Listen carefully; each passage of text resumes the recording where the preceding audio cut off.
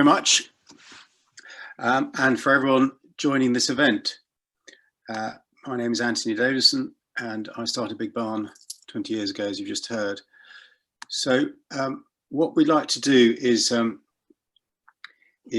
you through how our ambition to try and fix the food industry. Tracy and I have been trying to fix the food industry for over 20 years, and we really hope we can get involved. We've included lots of videos to tell the story, and as Tracy's videos are much better than mine, I'm afraid I'm going to do most of the talking. So what we'd like to do is go through the classic where we are now, which in my opinion is a pretty awful place in the food industry, and we're in danger of following the USA, where 40% of food is wasted and the food system is effectively bankrupting the health system. So we're going to do a lot about where we are now, and then where do we want to be and how we're going to get there together. So what I want to do first is give you a bit of background by showing you a short video about Big Barn. Whoops. Big Barn is a non-profit and has been trading for 20 years with a mission to fix the food industry through direct trade. It cuts out the middlemen and retailers who take roughly 90p in every pound we spend on food in the supermarket. Big Barn provides a constantly updating shared local food map where 9,000 businesses have icons and a web page, and 600 have shops in an Amazon-type marketplace. Thousands of people type in their postcode every day and click on icons to find out what is in their area and to encourage more production. You can join your local food industry by getting an icon on the map, or grow food in your garden or school, to crop for the shop, marked as a carrot flag on the local food map. Join in as a consumer to find local food, a producer outlet to win customers, or if you know a website, join as a partner to promote and add to the map. Please tell your friends about a better, more sustainable way to buy food. So that's Big Barn, and now Tracy's going to introduce Farms Not Factories. Okay, so Farms Not Factories is basically because I believe that there's a corporate takeover of our food industry that's sucking all the profits out of the pockets of our small-scale, sustainable, high-welfare farms. And basically, if you include the true cost of factory farms, smaller, more sustainable farms would be cheaper. But at the moment, we're having a system which is very, very dangerous in terms of food safety, animal welfare, environmental protection, and our rural economy, as well as our soil. So basically, we are urging people through film to only buy meat from high welfare farms and to spread the cost by eating less but better meat. So now we've got a film about the disease, and COVID-19 has really made this even more obvious. So here we go. Over the last few decades, hundreds of human pathogens have emerged at a rate unprecedented in human history. Emerged from where? Mostly from animals, the original source of nearly all major infectious diseases. Tuberculosis, for example, was thought to have been acquired through the domestication of goats. Measles also jumped from goats or perhaps sheep. Smallpox seems to have been the result of camel domestication. We domesticated the pigs and got whooping cough, domesticated chickens and got typhoid fever, and domesticated ducks and got influenza. Leprosy came from water buffalo, the cold virus from cattle or horses. How often did wild horses have the opportunity to sneeze into humanity's face until they were broken and bridled? Until then, the common cold was presumably only common to them. But wait, animals were domesticated thousands of years ago. Why all these new diseases now? We are changing the way animals live on a global scale. The AIDS virus is blamed on the butchering of primates in the bushmeat trade. The mad cow disease was because we turned, cows into carnivores and cannibals. SARS and COVID-19 have been traced back to the exotic wild animal trade. But our last pandemic, swine flu in 2009, arose not from some backwater wet market in Asia, but was largely made in the USA on industrial pig operations in the United States. Thankfully, swine flu only killed about 500,000 people. Next time, we might not be so lucky. COVID-19 may just be a dress rehearsal for an even greater threat waiting in the wings of chickens. In 1997, a flu virus called H5N1 was discovered in chickens that would forever change our understanding of how bad pandemics could get. So far, it's remained largely a disease of poultry, not people, but of the hundreds of individuals who have become infected, more than half have died. A flu virus with a human case fatality rate exceeding 50%. What if a virus like that were to mutate to acquire easy human-to-human transmissibility?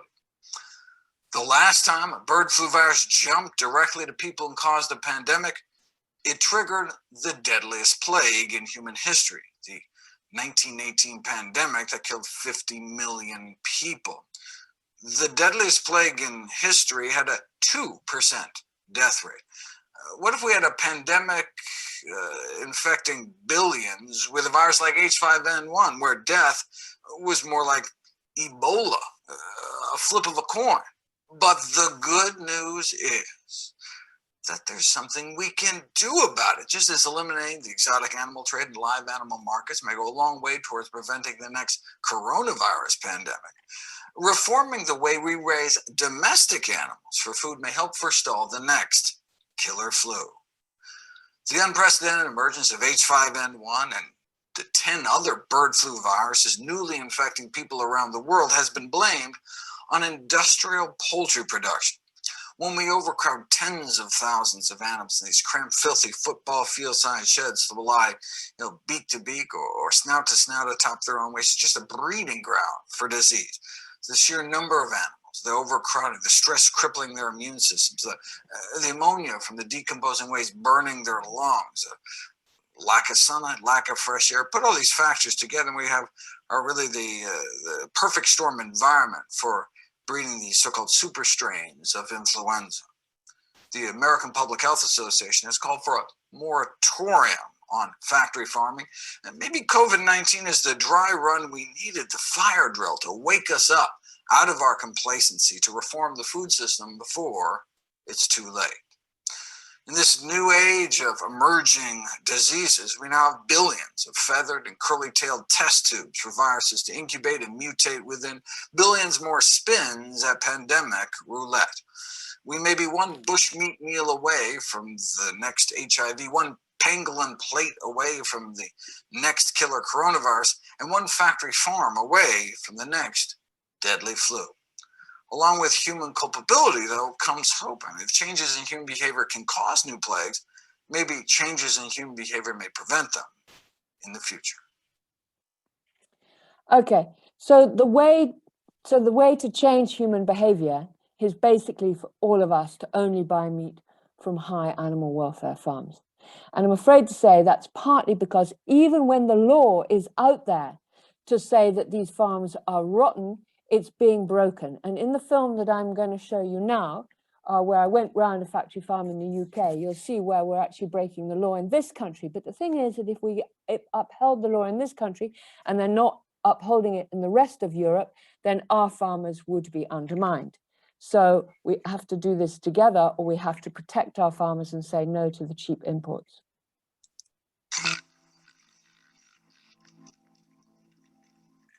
We tend to think our bacon comes from farms like this.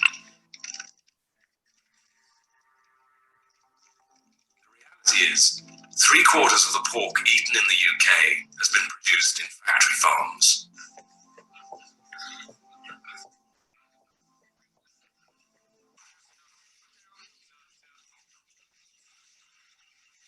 Cramming into very, very confined spaces, obviously completely unacceptable.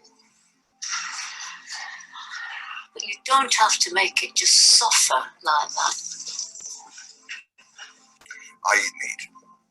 But for me, the meat of animals that have been raised inhumanely, cruelly, somehow seems to taint my own humanity.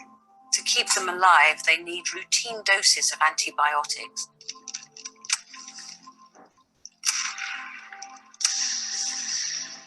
Antibiotics overuse is causing antibiotic-resistant diseases in pigs that can then pass to humans, bringing us ever closer to the end of antibiotics as a cure for human diseases. Cruelty to pigs is also cruelty to humans.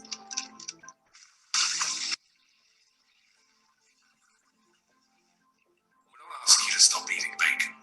Just to eat bacon that comes from a natural, cruelty-free environment. I decided to only eat meat that is marked RSPCA assured or has the words organic or free range on the packet. Please do the same. Turn your nose up to pig factories. Turn your nose up. Turn your nose up. Turn your nose up at pig factories.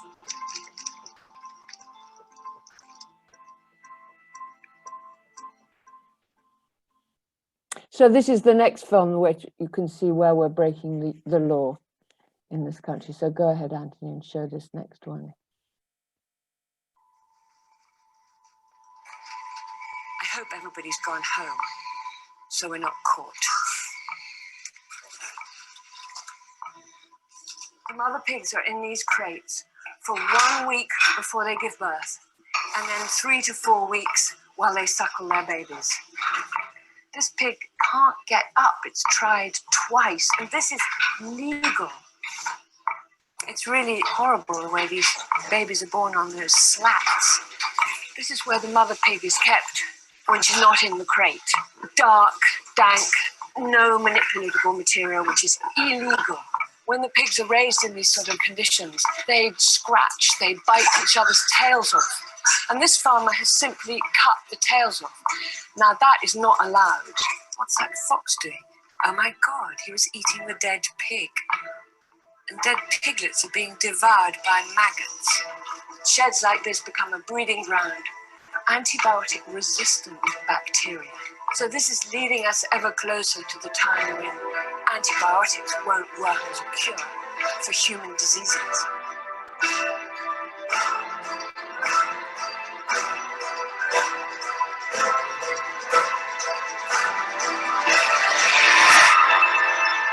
Only by high welfare meat, RSPCA assured, outdoor bred, free range, or best of all, organic.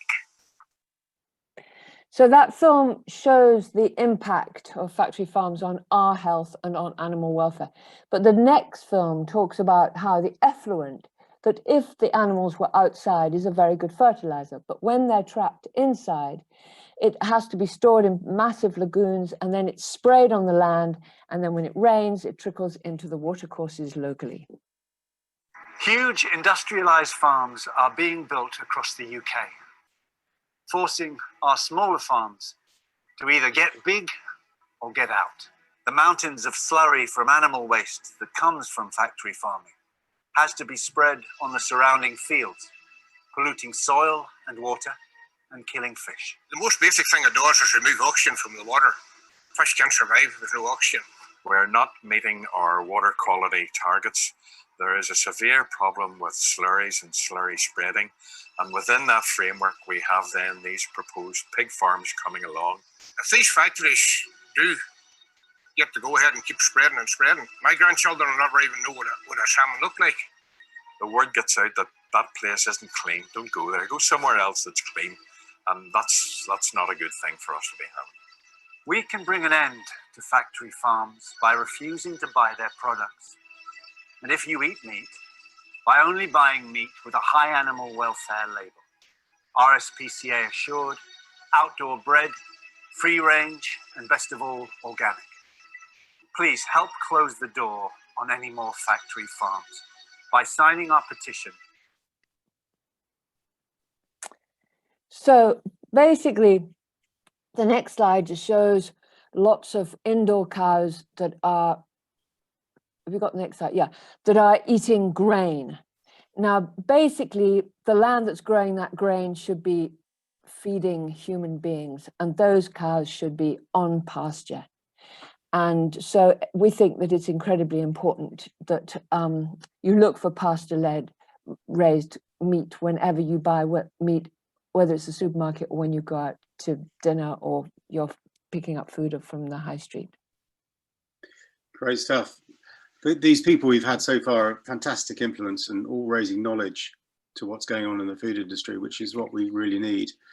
The other important factor that is that we've got a food system that is very confusing. And when we spend £1 on food, it actually costs £2 when you add back the subsidies to farmers, the soil degradation and the environmental damage, the cleaning of waterways, and the fact that we're all getting so unhealthy, or that 20% of the NHS spend is on food-related disease.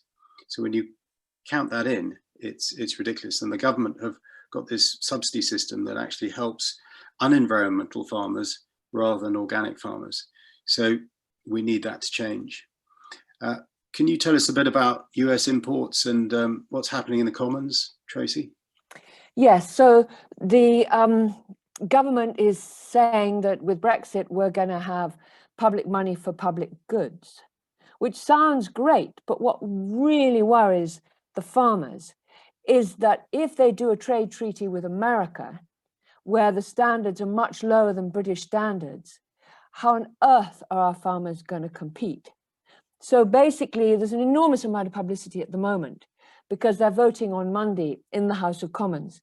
And what George Eustace, the Minister for Agriculture, is saying is that he's not going to listen to the Lords, and he's going to still prevent the amendment in the agricultural bill.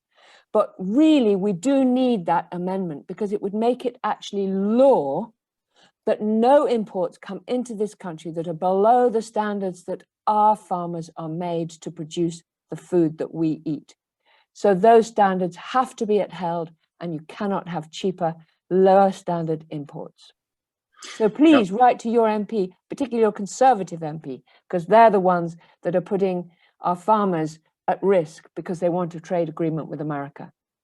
It seems common sense to me that if a product is illegal to produce in this country with our standards, the product should be illegal to sell in this country, so it shouldn't be allowed in.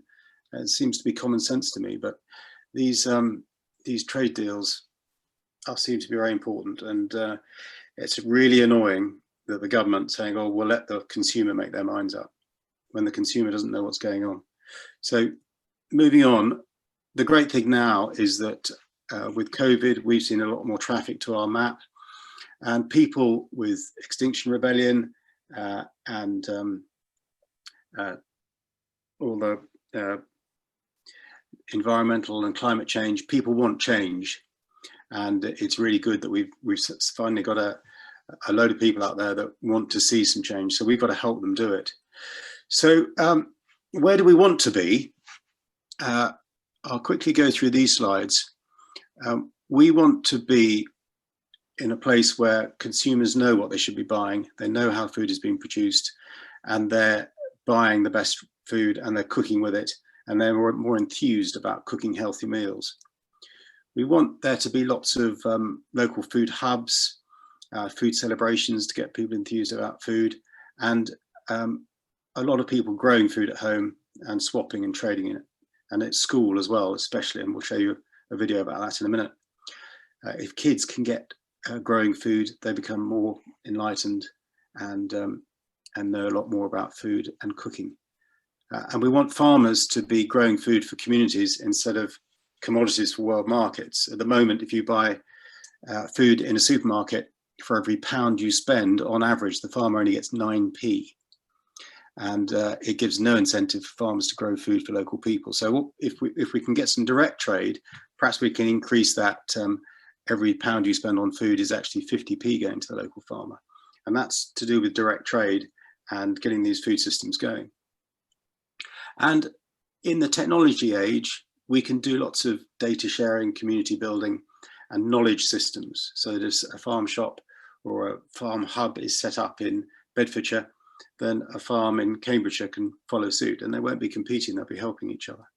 So there's a great time with technology to make these things happen. So how do we change a food industry that's gone so far in the wrong direction? So we've been working on this for a long time, and we see this as a virtuous circle. There's three main parts of this. One is knowledge, and we've seen these videos that have been brilliant for raising knowledge and awareness to what the food system is doing. The more knowledge that we have, the more likely we are to buy the right food. Then there's trade. The more trade we can get going locally, the more farmers will be encouraged to grow food and to swap their knowledge with local people. And then we need buy-in, and the more buy-in we can get, the more people will be shopping locally more regularly and telling their friends. So there's this virtuous circle that if we can get all these going, it'll empower people, and it'll get a local food industry which is much more sustainable going. So first, knowledge. I mentioned Crop for the Shop in schools a minute ago, and this is a project we ran in Leicester, where we got our biggest influencers, and who are our children, to learn about food.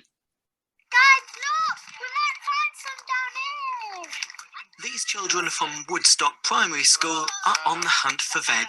That is massive! Now, if you pull them really hard, what do you think is going to happen? That's right, and we want to try and take them to the shop with the nice green leaves on top. They've been growing a range of vegetables, including potatoes, beetroot, sweet corn and carrots since March. And today it's time to harvest their crop. Look, I found one! It's a project organised by the social enterprise Eco Kids and the community interest company Big Barn. The really important people, which are the children, are getting interested in food, finding out about growing it, cooking it, and then they've got this little incentive of making some money. But before making any money, they need to collect all their stock, and some are proving a bit difficult to get out of the ground. It's still not coming out. Then once all the carrots and beetroot have been harvested, it's time to tag them up and get them down to their local store. I feel really proud for them because they've worked really hard throughout the whole project, and it's just really, really nice and really rewarding for them, I think, to be able to come along and sell their produce, and not only for them to see, but for their family and the local community to see as well. As the produce is selling so well, it doesn't take long for them to reap their reward. Jonathan Cecil.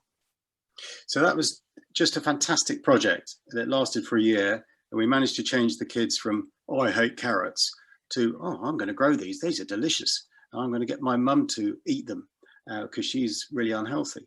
And God, what a difference that would make if all our children were like that, and growing food, cooking it, and influencing their parents and their grandparents, their brothers and sisters.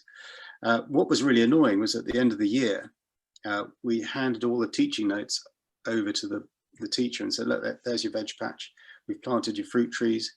We've got your chicken. And she said, I'm not doing it. It's not on the curriculum. And it was just amazing because we managed to get a lot of curriculum subjects like percentages and photosynthesis into the veg patch, and the kids got them just like that. And some of the kids with special learning needs were just thriving. And to me, it was incredibly frustrating, especially when I found out that over half our schools have a veg patch or a garden and can easily do this with the notes that we gave them. So we got to work on that, and that's a huge part of knowledge if we can make that happen. Now the next bit is back to Tracy with this video from Jerome again that I'm going to play, and then we'll talk about it. Although Tesco's finest fresh pork is RSPCA assured, much of their own brand pork is still sourced from factory farms, which mistreat animals, overuse antibiotics, and spread excess waste on fields, polluting air and water and poisoning local wildlife. The campaign Farms Not Factories went to the Tesco shareholders meeting to urge the board to stop sourcing factory farmed pork and only source from farms with RSPCA assured standards or free range or organic. I joined the campaign at a Tesco store in London to ask customers if they would like to see Tesco improve their welfare standards. I think the taste of the meat would be better when the pigs are out on the roaming on open fields rather than being trapped in pens. This one is terrible. To keep animals in such conditions as this. It's horrendous, isn't it? Look at it. There's a mother pig. Yeah. And she's so contained she can't move. And animals do have feelings and emotions, and they're in high stress situations. And these pigs will never see the light of day. I think it's appalling, these kind of conditions. I personally don't buy meat from any supermarket. Definitely not from a non-RSPCA. It's barbaric. Anyone can see it's barbaric. I mean, this is so inhumane. I'm surprised it's actually allowed by law anyway. So much. These creatures are highly intelligent, and they shouldn't be put in these conditions where they're in caged bars. This is not the right way to treat animals. It's absolutely disgusting and cruel. And if people eating from Tesco actually saw what they were eating, they wouldn't buy it, and they would pay just a little bit more to buy animals from high welfare farms. It just gives you joy to see the space and to see exactly how they're meant to be. Yeah. The little piggies are running around the way they should be. Yeah. Free and happy piggies. I would pay slightly more just to have pigs from that environment. And I wasn't aware of this. I'm really shocked that this is still happening in this day and age. Yeah. My message to Tesco is that you should never have pigs in cages. You should always let pigs be free. I agree that they shouldn't be kept like this. Okay. But they're going to die anyway, so I don't see it as a huge issue. If you had a kid Yeah. and you had a choice as to what sort of life they had, you'd want to give them the best life, Well, yeah, of course wouldn't I you? would. Yeah. That's all we're saying. It's a fair point, but I got you. kind of. I kind of got you. Kind of. Thanks a lot. Please sign the Farms Not Factories campaign letter urging less ethical high street food chains and supermarkets to only source high welfare meat to RSPCA assured certification or free range or organic in their own brand pork products. To me, this shows that if people have the knowledge, they make the right decisions. And I think it's incredibly irresponsible of big businesses like the supermarkets to not listen to customers and to hide behind, oh, well, people should make their own mind up. I mean, they've got a position, they've got power, and with that power becomes responsibility. So, but we've got to stand up. We've got to say, look, we don't want this, and maybe that will make them change. So, moving on, do you want to say anything about that, Tracy? No, I just think that, come to our website and find these films and spread them to your friends and get that message out, because people actually don't realize what's going on. They can't believe it. So we need awareness, because it ain't going to come from government and it ain't going to come from big business.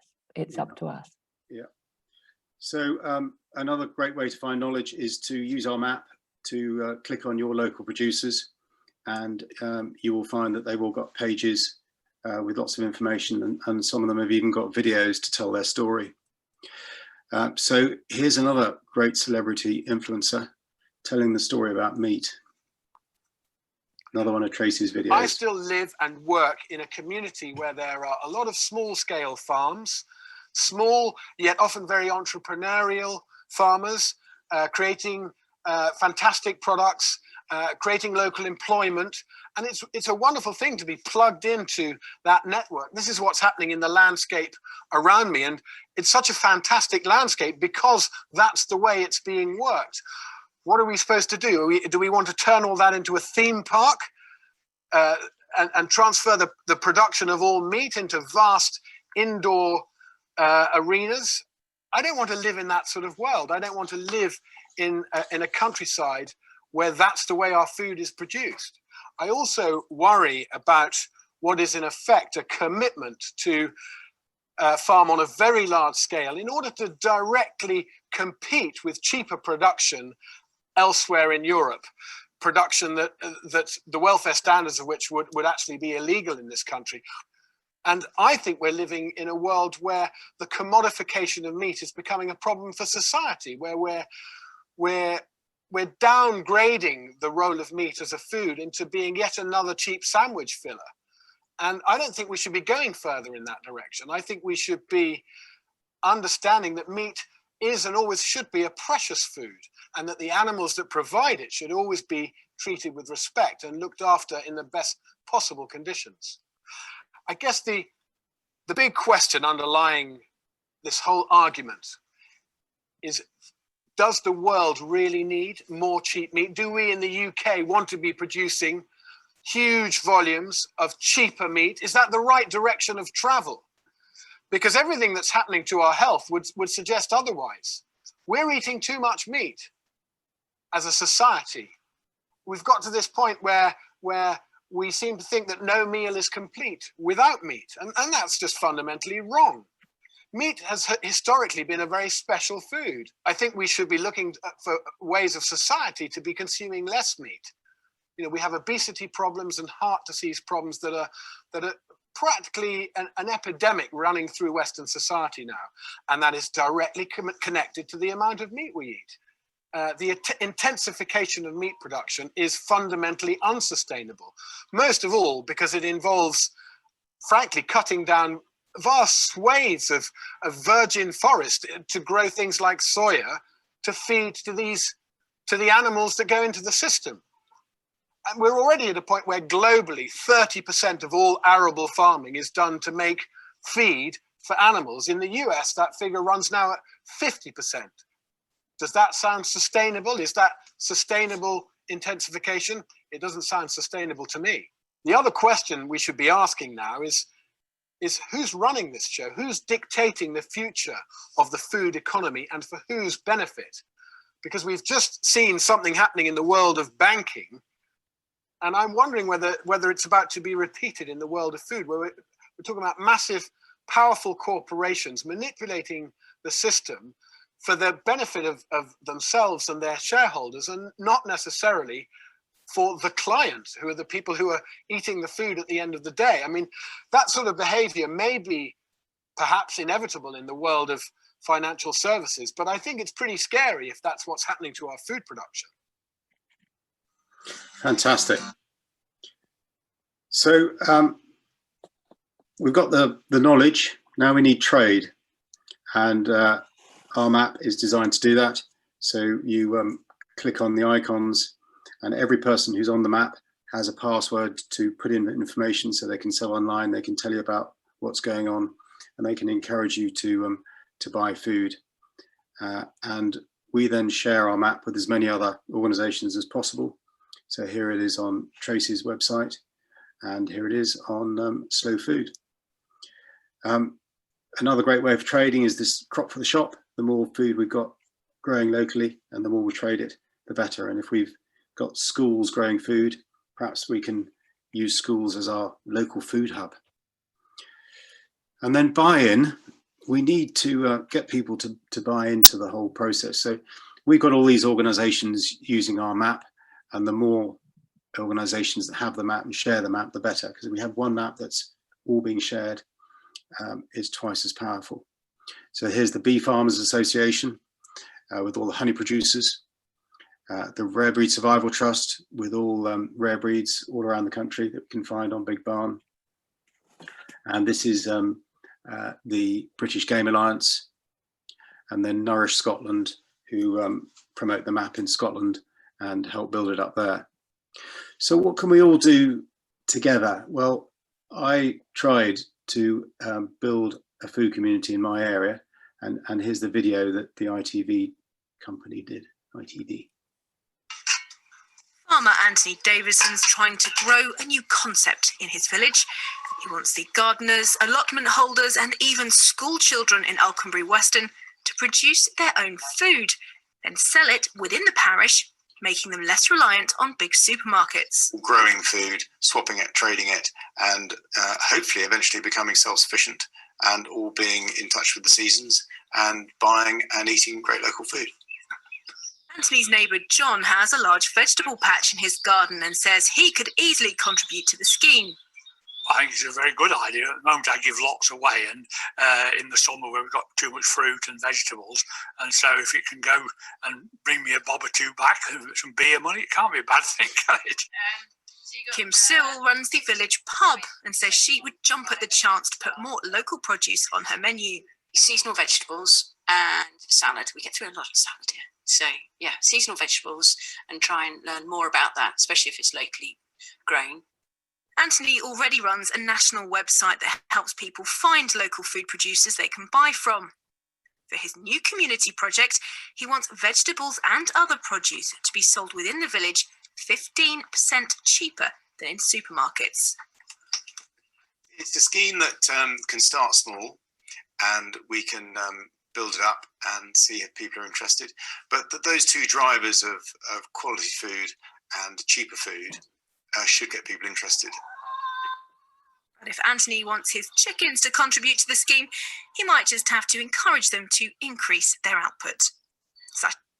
Don't worry about the eggs. That was a great project, but unfortunately the school didn't want to get involved because growing food wasn't on the curriculum. The shop wanted me to barcode everything, and then the pub closed.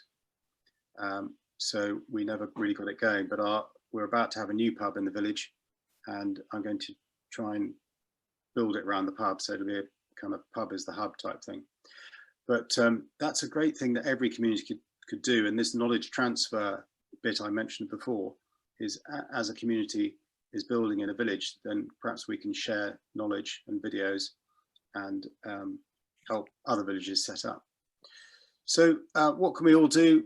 Well, please use the map to find your local food producers, and you can register for local food news and offers. Please get on the map if you're a food business or thinking about becoming one. Please crop for the shop for your pub or restaurant. And when we get our pub going, hopefully lots of people will be growing food and they can put it on the menu, and it makes a great story. Please add the map to your website if you have a foodie website, and please sign petitions or lobby your MP. And we're now going to watch the last video, and Tracy's going to talk about it. So as well as encouraging our followers to write to their MP to vote for the amendment, which will ban any food coming into this country which is below the standards which our farmers have to farm at in this country, we're also targeting the fast food high street restaurant chains. And Greggs was our first victim, and this is the film that we've sent them along with the letter. Would you Greggs sausage roll if you knew that the pork was imported from the USA or Brazil, where industrial factory farming has far lower standards than in both the UK and EU? These pigs are reared in cruel, inhumane environments, with mother pigs unable to turn around in their pens for almost their entire lives. And who wants this in their lunch? No one. We're already winning the battle on chlorinated chicken, with many supermarkets, Nando's and Domino's rejecting low-quality US chicken. We want the same commitments to protect pigs across the world. Now, we're urging Greggs to say no to this US industrial pork. American pigs are dosed with the muscle builder drug, ractopamine, banned in 160 countries, and antibiotics on a scale 3 times that of the UK. Join people across the UK to ask Greggs to say no to animal cruelty and lower food standards. We want the Great British Sausage Roll to be truly great. Sign our petition now. So that's just great. If you go on our website and find these two petitions, one is to lobby your MP and the other is to lobby Greggs. So we've got your website address there, Tracy. We've got Big Barn's address, my email if you want to ask any questions. But thank you very much for joining us today. We really need to build a more sustainable food industry, and with so little influence from government, we need to do it, and we need to push it forward. There is a food and farming policy that's coming out, but it seems that it's being ignored, and this foreign food looks like it's coming in. So let's ignore it and buy local. Thank you very much for coming, everybody, and thank you, Tracy. Great. Thank you guys very much. That was very interesting. It looks like we have about 10 minutes for some questions. A couple questions that have come in from our audience. What certification does food from local allotments or community gardens require to be sold to local shops in the community? We always ask people if they're going to sell any of their produce to register with the council as a grower. And but if it's fresh produce, we like them to kind of say, well, have you used any chemicals? So nearly everything has been grown to organic standards. But it is certification is a problem, because if people certify with the Soil Association, it's going to cost them a lot of money. So it's built on honesty and people doing the kind of classic registering as a producer. Right. Okay. That's great. Another question that was raised is traditionally manure would be used. I know the video mentions the issue of environmental damage using pig manure. As it's traditionally used in farming, what is the problem with it? Is it the scale of the industrial manure processing? If you could talk a little bit about that. Yes, when there are too many animals in vast barns, the farmer doesn't want to go very far to spread it out on the fields. So he spreads it out again and again on local fields, and they become drenched. And so that's when it becomes extremely bad for the flora and fauna, and of course, for the local river system. And also the local people are up in arms because the stench is unbearable. So really we need to have a limited amount of animals on the land. So even if it's pasture fed, you can't have too many animals out on the pastures, because again, you're going to get the water problem. So it's incredibly important that we eat less, but better quality meat. More expensive, so you spread the cost by eating less of it, and actually we're eating too much meat, as Hugh Fearnley-Whittingstall said, so there's plenty of room for us to get more delicious vegetables and grains that are as local as possible, and then just try to find out as much as you can about where that food has come from. Try to really trust your source so you're confident, and just always revisit that source. The more local, the less middlemen, the cheaper it'll be. And that's why sources like Big Barn are so helpful in helping to identify your community producers, 5 minutes down the road. Yeah, and we're a not-for-profit, so everything that comes into Big Barn is spent on making it better and bigger. And the more partners we can have, the better. Going back to your slurry point, I think some of these big factory farms now have these biodigesters. So they're saying, oh, we've got a biodigester, we're using up all the slurry. But it's still got to go somewhere.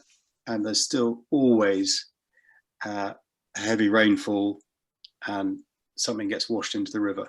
And of course, you can't, once it's in the river, you can't get it out again.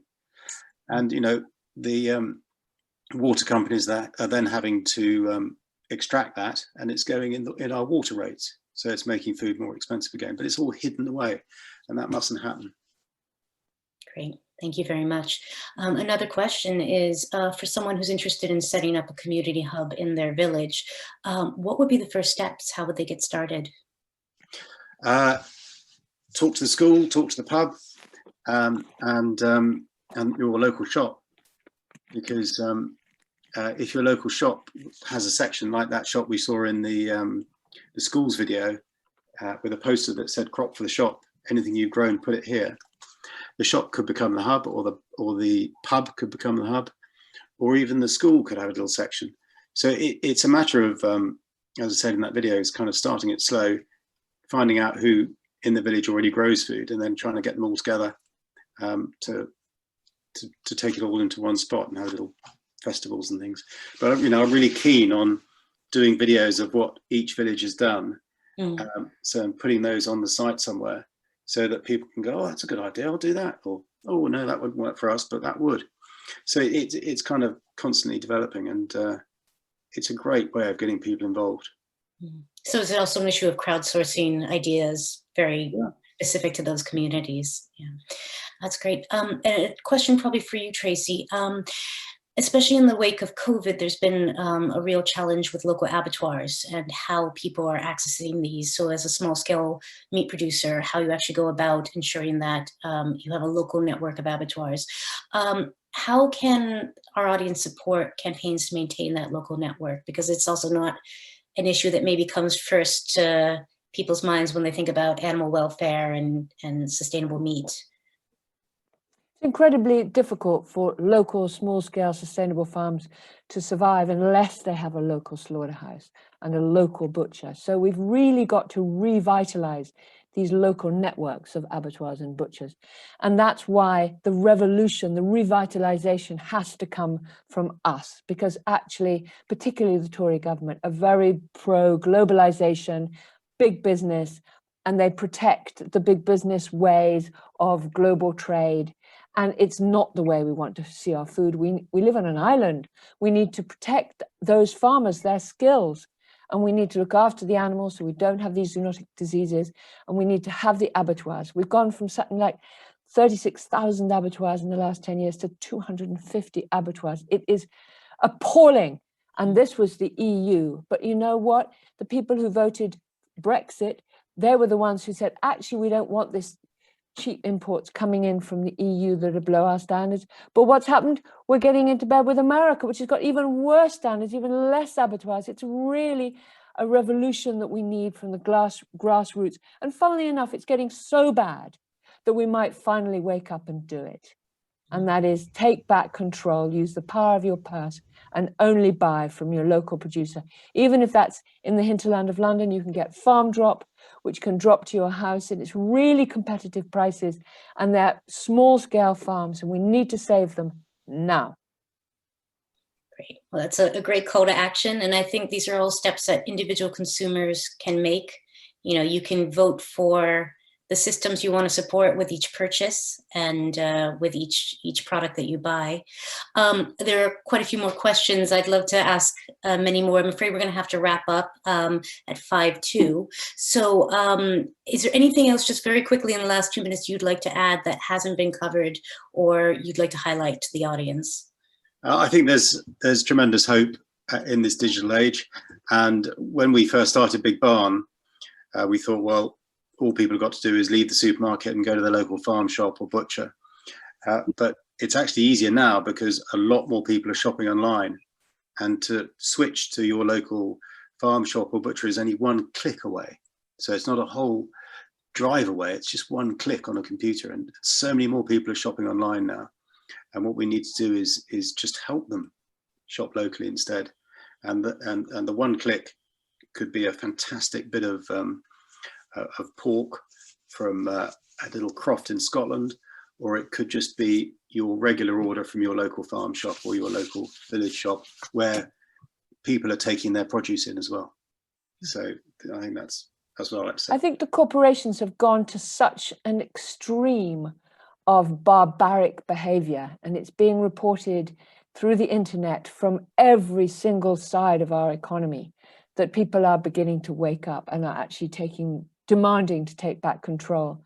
So it's really important that we just keep up with the conversation and with spreading the message through sending the films and congratulating the people like Viva and PETA. It doesn't really matter if you're vegan or you're vegetarian or you eat meat. It's actually all about knowing where your food comes from and making sure that those 95% of the British people that do eat meat, that they really make sure they eat it from a high animal welfare farm. So we close those factories. So we stop these zoonotic diseases, we stop the pollution, we stop the cruelty, and we actually keep more money in the local economy. That's great. And I encourage everyone in the audience to visit the website, check out the social media, get involved with the campaigns. And I know we couldn't answer every question, so please do engage with them, because I think it's a much bigger conversation to be had. So with that, I'm afraid we're going to have to end the conversation, but thank you to both speakers for your time. It was really fascinating. And thank you to the audience for all the questions. There's plenty more to check out over the next few days with the Terra Madre weekend. So if you go to terramadrefringe.com, we have more events happening this evening as well, and Saturday and Sunday. All events are free, although we welcome any donations to keep the lights on and bring more events like this to you. So thank you very much, and hope to speak to you soon. Thank you. Thank you for coming, watching.